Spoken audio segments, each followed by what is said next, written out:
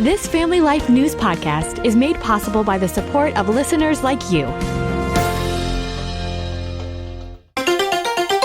Next on the 5 o'clock report. 60 to 70 inches of snow. Disasters like this bring out the best and the worst in people. Disbelief that Yoon would play such a high-stake game and then back off so easily. It's a sweeping pardon that we haven't seen really the likes of since Nixon. I do most of my shopping online. Are you getting stuck everywhere you go? Everybody getting stuck. Now, let's go to the newsroom.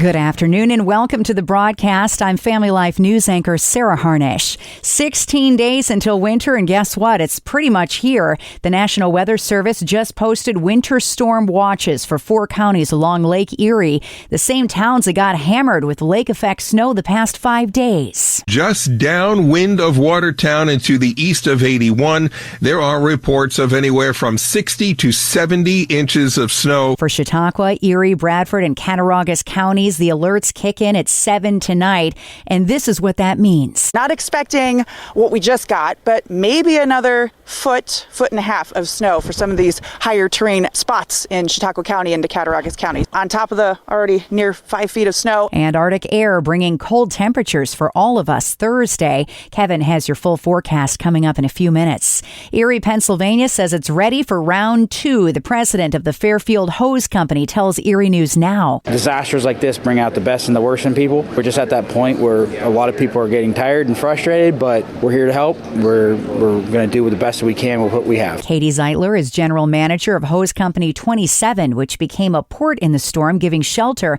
to 100 people. We had young children, we had young adults that were traveling alone. We had elderly people that had life-sustaining medication that were stuck in vehicles. Now to Asia. After a shock announcement that he was imposing martial law, South Korea's president has done an about-face. 국회의 계엄 해제 요구가 있어. BBC reporter Jay Kwan says the military has pulled back, but parliament is holed up inside the building. I think there's still this sense of this disbelief that Yoon would play such a high-stake game and then back off so easily. The tension was between liberals and conservatives in their own government. The U.S. has more than 28,000 troops in South Korea. They are a major ally for America in Asia. What we now have to wait to see is if there's any impact on our troop presence in South Korea. Most certainly turmoil in South Korea does impact the U.S. ability to project power from that country. North Korea could see this as an opening as their neighbor to the south is in turmoil. President Biden got quite the welcome in Angola today. That's in southwestern Africa. Red carpet fanfare for the president. It is part of a U.S. effort to counter similar state visits by China to African nations. The White House press corps is there, too, looking for answers on Biden's about-face on pardoning his son, Hunter. The president was asked twice about that pardon, and he didn't answer those questions. So far, the president has simply refused to address reporters here that have been traveling with him from the United States all the way here to Angola. The commander-in-chief issued his act of clemency on Sunday after months of insisting he would not. Legal scholar Jonathan Turley tells Fox and Friends. It's a sweeping pardon that we haven't seen really the likes of since Nixon.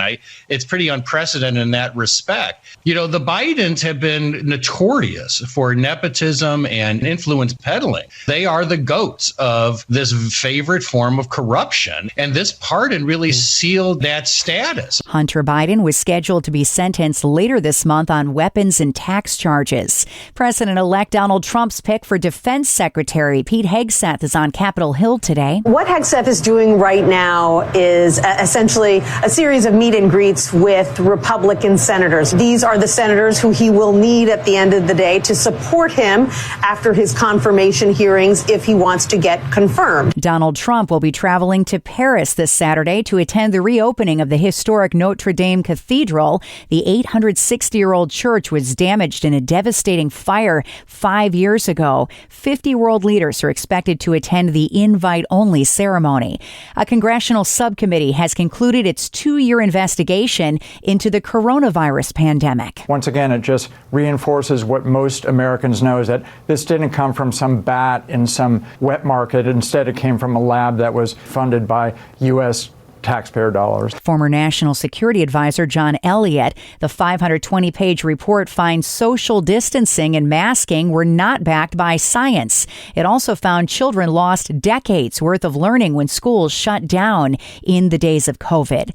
It is a wrap. Black Friday, Small Business Saturday, and Cyber Monday are over. These shoppers had a busy weekend. I do most of my shopping online. I'm pretty much done. You got to start early because if you notice, like a lot of things go on sale early. It's done, basically, yes. Yesterday's Cyber Monday was the biggest online shopping day of all time, bringing in $13 billion. That's after Americans spent nearly $11 billion on Black Friday. All that cash means billions of gifts will soon hit doorsteps across the country, and that increases the threat of porch pirates. Last year, we processed approximately 11 billion pieces of mail, 1.9 billion packages. This year, we've already passed 1 billion just since Thanksgiving. Paul Smith is a USPS spokesman. He says you can receive notifications when your package is en route. You can put your mail on hold if you're traveling, or select instead to pick up your mail at the post office.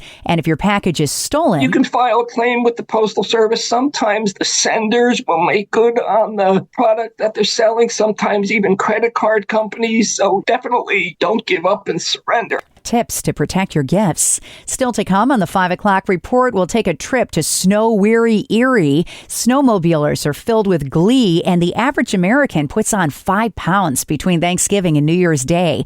Those stories after weather with Kevin Williams. We got more winter weather ahead. A clipper system is going to generate wind and snow off and on here and there over the next several days, and at times travel will again be impacted. Clouds will build back into the area tonight. Some snow showers and winds kicking up in far western New York and western Pennsylvania. Low temps mid-teens to mid-20s. Mainly cloudy on Wednesday with snow showers, blowing snow. Many areas get nothing more than a dusting. And some mixed sun early in the day for some. High temps in the upper 20s to the mid-30s. There'll be lake effect snow Thursday, mainly east of Lake Erie and Lake Ontario. Elsewhere, partly cloudy with flurries, brisk and cold, with biting breezes and high temps in the mid-20s to the middle 30s. Thank you, Kevin. Checking the stories making news where you live across New York and Pennsylvania. Let's take a deeper look into the cold and the snow for the lake belts. The National Weather Service just issuing yet another winter storm watch, this time for 4 counties hugging Lake Erie. In many places, that snow still hasn't stopped 5 days later. Forecaster Rob Marciano. We're going to see on and off snow really for the rest of the week. The cold is here for just about everybody, and it's going to be sticking around for the next 5 to 10 days. In hard-hit Erie, Pennsylvania, folks are frustrated with the persistent and relentless lake effect event. Started sometime on Friday morning, and it hasn't really stopped. The snow being so deep and getting stuck. Like, you getting stuck everywhere you go. Everybody getting stuck. Several feet of the white stuff caused a barn roof to collapse yesterday in Chautauqua County. 4 cows were killed and about 100 cows trapped for hours in Arkwright. Farm owner Colleen Ardrich tells WKBW. It's going to be tough. We're trying to keep these ones fed, and obviously we have to find a place to move them to. The snow is good for ski resorts and snowmobilers. Rich McNamara is with the Erie County Snowmobile Federation. In the last couple of years, we get snow and then it melts away before the trails open, and the trails open January 2nd. We're hoping that the snow sticks around, the cold sticks around, and we have a good season. McNamara told WBEN, despite all the snow, snowmobile season is usually less than a week long in New York and PA. Last year, we were open for a week, end of January. The year before, not at all. So this is kind of a big change this year. It's kind of getting back to the way it was 20, 30 years ago. We get a little bit more snow, and the cold is here sooner. Now to politics. Pennsylvania Congressman Glenn Thompson tells Family Life News President Biden could save face with the American people by pardoning his successor, Donald Trump. Given the fact that President Biden has met with President-elect Trump and that President Biden plans on attending the inauguration, it would be altogether fitting if he would consider just wiping the slate clean. New York Governor Kathy Hochul could also pardon the incoming president for the felony conviction at his hush money trial in New York City. Did you know the average American packs on 5 pounds between Thanksgiving and New Year's Day? Correspondent Bree Tennis has more on the holiday weight gain. The New England Journal of Medicine says you probably gained about a pound over Thanksgiving, maybe too if you had extra pie. And most of that will fall off naturally if you dial down the holiday grazing. But with holiday parties coming, know that indulging isn't as bad as you think. Losing that bulge? That's next year's problem. I'm Bree Tennis. Next at 5, today's Hometown Heroes feature takes us to a Christian school and childcare center in Honduras. Tyann and Peter Yurka have served as international mission workers for 30 years. And Tyann told our own Mark Webster about how God has always made provisions for them, even providing a second generation to further their ministry. Let's listen in. So we had the building and we had our paperwork through the government, and they gave us our first, till altogether it was 21. We had these kids and we had a couple who were coming to take care of them. We had it all prepared. After 2 weeks of taking care of the children, they said, no, we can't do this. We're leaving. It's just too much for them. Yeah. Well, Tara and John had a little baby, our oldest blood granddaughter, Gracie, and she was only like 5 months old. They had only been married less than 2 years, had this 5-month-old baby, but they were living and working in our ministry and living in the apartment upstairs. Okay, we can't leave these kids alone. We'll take care of them till January.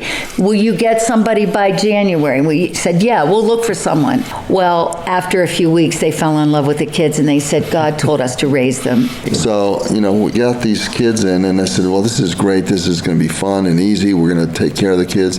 Had no idea what was involved in taking care of 21 kids. First of all, we didn't have the finances, and then one thing we overlooked, you take Pampers. These are all babies in diapers. 21 kids. It's a lot of Pampers. Needing Pampers changes. They were all sick when we got them. It was 100 Pampers a day, so times 30 days, it's 3,000 Pampers a month. I said, what are we going to do? And in this country, Pampers are very expensive. Yes. I said, we can't afford this. So I remember someone on a phone, we were talking about the expense of this, and several weeks after mentioning, he says, guess what? I contacted a company that has 6 pallets of Pampers for you. I said, you got to be kidding. Buffalo. In Buffalo.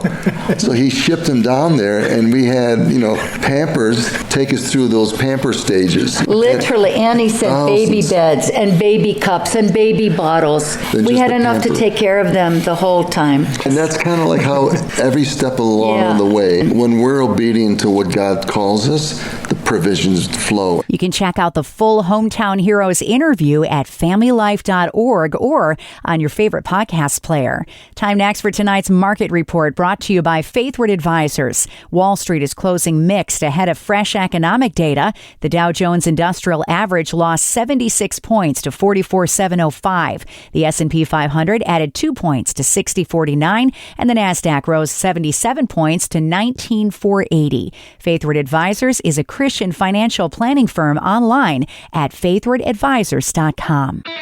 So you finally decided to take the bull by the horns and pay down your debt. Good for you.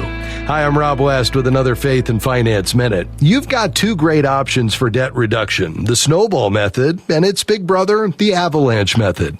The snowball method is paying extra on the smallest balance first. The avalanche method pays extra on the highest interest rate first. Both will accelerate your repayment, but which is best? One study showed that folks are more successful using the snowball method, paying off the smallest balances first. The process moves faster in the beginning because the debts are smaller. That gives a psychological boost that keeps you going. We can help you learn to manage your money according to biblical principles when you download the free FaithFi app. You'll find it on our website at faithfi.com. Coming up on the 5 o'clock report on Giving Tuesday, we highlight a Christian aid relief group doing work in the aftermath of Hurricane Helene. Wine to water on deck next after weather with Kevin Williams. A fast-moving disturbance from Western Canada and Alberta Clipper is going to generate wind and snow off and on here and there over the next several days, and at times travel will again be impacted. Here are the details for the night tonight. Just some clouds around. Late tonight, some wind and snow showers near Lake Erie. Low temps mid-teens to mid-20s. For tomorrow, mainly cloudy, snow showers, gusty winds, blowing snow. An inch or 2 in parts of western New York, high temps 30s. And then shifting areas of lake snow and flurries tomorrow night through Thursday night, with areas of blowing and drifting snow. Outside the lake effect, skies will be partly cloudy. High temperatures Thursday 30s, but colder 20s with some lake snow and sunshine on Friday.